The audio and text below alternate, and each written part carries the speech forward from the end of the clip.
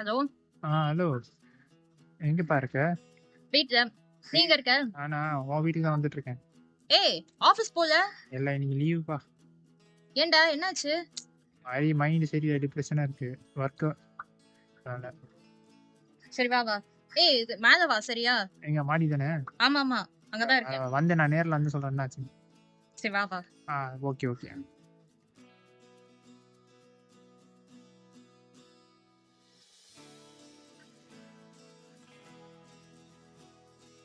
வாடா. பிஸ்கட் இருக்கு. பிஸ்கெட் தான் வாங்கிட்டு வந்திருக்கீங்க.